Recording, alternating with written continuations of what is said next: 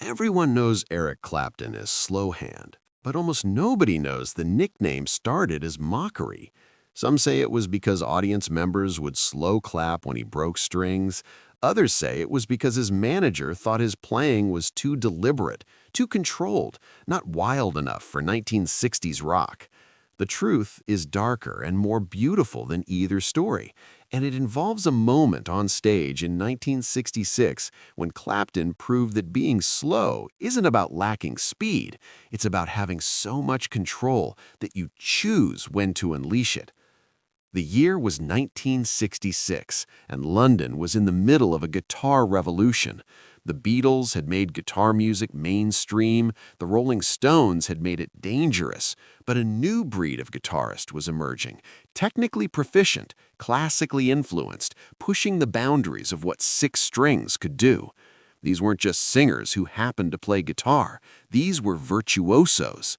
Eric Clapton was 21 years old and had already played in two significant bands. The Yardbirds had made him known, but he'd left because they were going too commercial, too pop. John Mayall's Blues Breakers had made him respected. His work on the Blues Breakers with Eric Clapton album was already being studied by other guitarists, but he wanted more. He wanted to create something that honored the blues masters he worshipped while pushing the form forward. That's when he met Jack Bruce and Ginger Baker, two of the most talented, most difficult musicians in London. Together, they would form Cream, the first supergroup, though nobody called it that yet. The idea was simple: take the best players, give them room to improvise, and create something that was part blues, part jazz, part rock, and entirely new. But there was a problem, and his name was Stigwood. Stigwood was Cream's manager, a man who understood business but not necessarily art. He looked at the emerging rock scene in 1966 and saw a clear pattern: speed equals excitement. The Who's Pete Townshend was windmilling his arm, creating chaos. Jeff Beck, Clapton's replacement in the Yardbirds, was playing faster than anyone thought possible. Jimmy Page was developing techniques that sounded like two guitars at once. And then there was Eric Clapton, playing blues like he had all the time in the world. At their first rehearsal as Cream in July 1966, Stigwood watched the trio work through their set. When they finished, he pulled Clapton aside.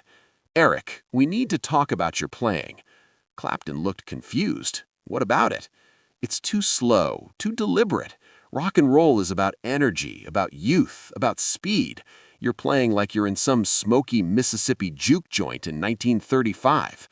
"I'm playing blues," Clapton said. "Blues isn't about speed." "Blues is dead," bluntly Stigwood replied.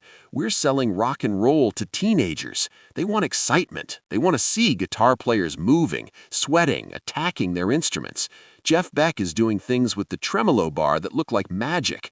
Jimmy Page is creating sounds nobody's heard before. You stand there like a statue and play these long, drawn-out notes. It's boring." The word hit Clapton hard. Boring. The worst thing you could be in 1966 London. Boring meant irrelevant. Boring meant yesterday. Boring meant watching your career die before it had really lived. "What do you want me to do?" Clapton asked. "Play faster, more notes, make it look harder. Jeff Beck is smoking you in the press right now. Jimmy Page is being called the future. You're being called, well, actually, you're not being called anything because people are starting to forget about you." That night, Clapton went home and did something he almost never did. He tried to play fast. He ran scales at double speed. He practiced the kind of flashy runs that audiences loved. But everything that came out sounded wrong. It wasn't him. It was mimicry. It was performing speed rather than playing music. The truth was, Clapton could play fast. He'd proven that with the Yardbirds. But somewhere along the line, he'd discovered something that the speed demons hadn't figured out yet. The space between notes matters as much as the notes themselves. The pause, the breath, the moment of tension before release, that's where emotion lives. But try explaining that to a manager who's watching Jeff Beck sell out shows with machine gun guitar solos. Cream's first major concert was scheduled for August 1966 at the Windsor Jazz and Blues Festival. It was supposed to be their coming out party, the moment they announced themselves as the next big thing. Stigwood had arranged for music journalists to attend. Record executives would be there. This was the audition for stardom. The night before the show, Stigwood cornered Clapton again. "Tomorrow is important. I need you to be exciting. Speed it up. Give them something to write about." Clapton just nodded, but inside he was at war with himself. Play fast and be accepted, or play true and risk obscurity?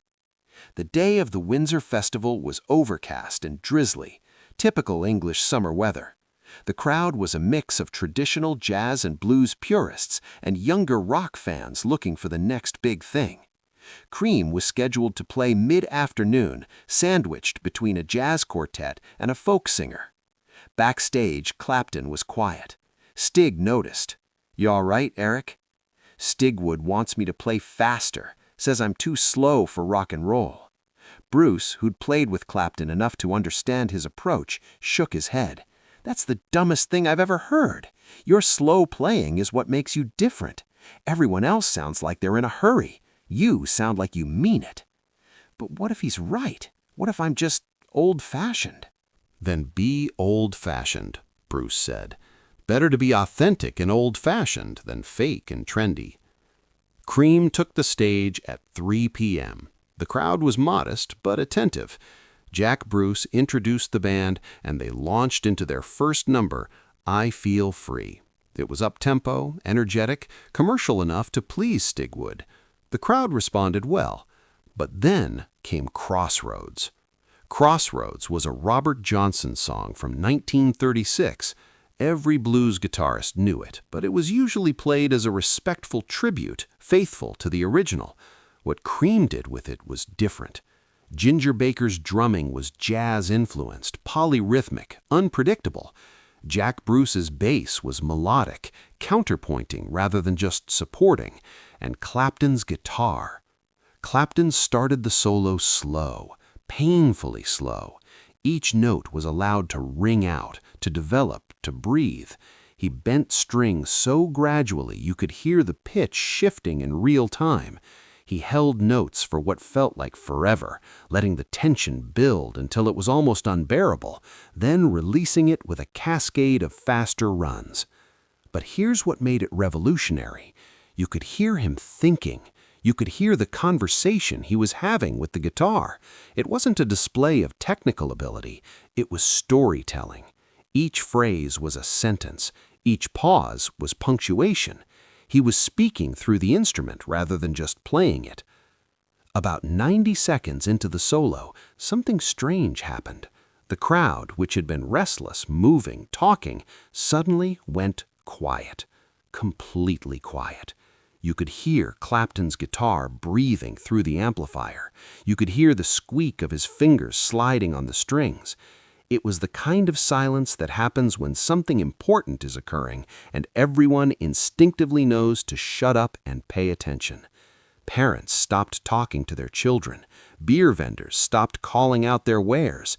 Even the sound crew stopped adjusting levels. The entire festival grounds had fallen under a spell. Clapton, eyes closed, didn't notice at first. He was somewhere else, deep in the music, in conversation with ghosts.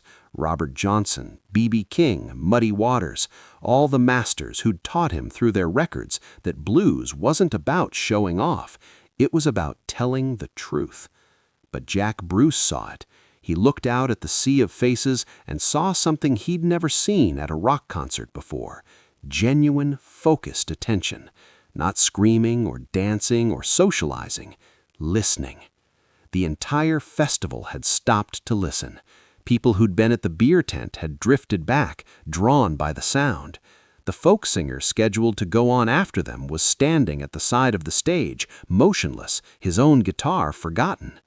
Even the festival organizers, who'd been worried about keeping things on schedule, had stopped checking their watches. Then Clapton did something that became legendary. He played a single note, B flat, bent up from A, and held it for 12 full seconds. 12 seconds is an eternity in a guitar solo. Most players would fill that space with runs, with flash, with movement. Clapton just held that note, adding vibrato, letting it wail and cry and speak. That's when the first slow clap started. It wasn't mocking, it wasn't impatient, it was rhythmic, supportive, building. Someone in the crowd had started slow clapping to match Clapton's deliberate pace, and others joined in. Soon, hundreds of people were slow clapping together, not rushing him, not demanding speed, but meeting him where he was. The sound engineer later said it was like watching a congregation respond to a preacher. The slow clap was their amen, their yes, we hear you, keep going. When Clapton finally released that note and descended into a faster run, the crowd erupted. But it wasn't just applause for the fast part, it was release after all that built-up tension. Clapton had controlled them, manipulated their emotions, taken them on a journey, and he'd done it by being slow. After the set, Clapton walked off stage soaked in sweat despite the cool weather. He was convinced it had been a disaster. He'd defied Stigwood. He'd played slower than ever, holding notes for what felt like awkward eternities. He prepared himself for the lecture. But Stigwood was standing backstage with a strange expression on his face. Not angry, stunned. What was that?" Stigwood asked. "That was me playing the way I play," Clapton said defensively. "I know you wanted faster, but No, that was... Eric, I've never seen a crowd react like that. They were hypnotized." One of the music journalists approached. "Eric Clapton, right? I've heard your studio work, but seeing you live is completely different. That Crossroads solo, how long have you been developing that approach?" "What approach?" Clapton asked. "The control, the patience, the way you make us wait for it. It's like you're playing in slow motion, but somehow it's more powerful than everyone else's fast playing. What do you call it?" Clapton didn't have an answer, but Giorgio Gamelski, who'd managed the Yardbirds and was at the festival, overheard the conversation. He walked over with a smile. "It's because he has slow hands," Giorgio said. "He's so controlled, so deliberate, that he can play in slow motion and make it feel faster than guys who are actually playing fast. Slowhand. That's what they used to call him with the Yardbirds, when he'd take forever to change a broken string and the audience would slow clap. But now I realize it means something else. It's not an insult, it's a superpower." The name stuck. Slowhand. Within weeks, music journalists were using it in their reviews. Slowhand Clapton's deliberate approach. Clapton nicknamed Slowhand for his methodical style. By the time Cream released their first album, Fresh Cream, in December 1966, Eric Clapton was being introduced at concerts as Slowhand. What started as mockery, both from the impatient audiences of his Yardbirds days and from a manager who wanted more flash, had transformed into his signature. The thing that supposedly made him too slow for rock and roll became the thing that made him irreplaceable. Years later, in 1974, Clapton would record a solo album titled simply 461 Ocean Boulevard. The label wanted to call it The Return of Eric Clapton or something dramatic, but Clapton insisted on the address of the house where he'd recorded it: modest, unflashy, deliberate. That album included a song called Let It Grow, where Clapton played one of his most celebrated solos. Critics called it patient, mature, the work of a master. The solo contained long-held notes, deliberate bends, spaces of silence, everything Stigwood had once told him to eliminate. But here's the deeper truth that took Clapton years to understand. Being Slowhand wasn't really about tempo, it was about intentionality. Most guitarists in 1966 were in a race, racing to play more notes, racing to be faster, racing to impress. Clapton had opted out of the race, not because he couldn't keep up, but because he was measuring success by a different metric: Not how many notes can I play, but how much can I make you feel with each note. When Clapton reconnected with Robert Stigwood years later, after Cream had become one of the biggest bands in the world, Stigwood admitted his mistake. "I was wrong about the speed thing," Stigwood said over dinner in London. "I thought rock and roll was about energy and chaos, but what you taught me is that power and speed aren't the same thing. You had more power in one held note than most guys had in their entire solos." "You know what's funny?" Clapton replied. "I can play fast, I always could, but playing slow, really slow, where every note matters, that's actually harder. Anyone can hide behind speed. When you play slow, every note is exposed, every mistake is obvious. You can't fake it." "So Slowhand isn't about being slow," Stigwood said. "No, it's about being in control. It's about having the confidence to let a note breathe, to trust that silence is part of the music, not just the absence of music." The legend of Slowhand grew over the decades. Guitar students were taught about the importance of phrasing, of space, of patience. Clapton's approach influenced everyone from Stevie Ray Vaughan to John Mayer. The idea that more notes doesn't equal better music became accepted wisdom. But the origin story, the manager who called him too slow, the slow clapping audiences, the moment at Windsor when he proved that deliberate could be powerful, that story became clouded. Multiple versions circulated. Some said the name was affectionate from the start. Others said it was about string changes. Few remembered it began as an insult.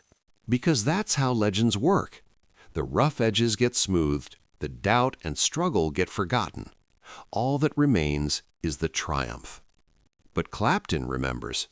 In his autobiography, he wrote about that conversation with Stigwood, about being told he was too slow for rock and roll, about the fear that maybe his style was outdated before his career had really begun. "Being called Slowhand was supposed to hurt," Clapton wrote, and it did at first. But then I realized, if I'm going to fail, I'd rather fail being myself than succeed being a copy of someone else. And it turned out I didn't fail. I just redefined what success could look like. Today, when young guitarists learn about Eric Clapton, they learn about Slowhand. They learn that he earned the nickname through his deliberate, patient approach. It's taught as a good thing, a badge of honor. Most of them never learn it started as criticism, that it came from slow clapping audiences and a frustrated manager, that Clapton had to transform an insult into an identity. That's the real lesson of Slowhand. Not just about guitar playing, but about life. The thing that makes you different, the thing people criticize you for, might be exactly what makes you irreplaceable. The key is having the courage to lean into it instead of running from it. When someone tells you you're too slow, too deliberate, too different from what's popular right now, you have two choices. You can try to be faster, flashier, more like everyone else, or you can play your one note for 12 seconds and make the whole world stop to listen. Eric Clapton chose the second option, and they called him God for it. The critics who said he was too slow for rock and roll were right, in a way. He was too slow for the rock and roll they imagined, the disposable, trend-chasing, flash-over-substance version that burned bright and died young. But he wasn't too slow for the rock and roll that actually mattered, the kind that's still being played 50 years later, the kind that moves you not because of how many notes it contains, but because of what those notes mean. Slowhand wasn't about being slow, it was about being purposeful. And that's a speed that never goes out of style.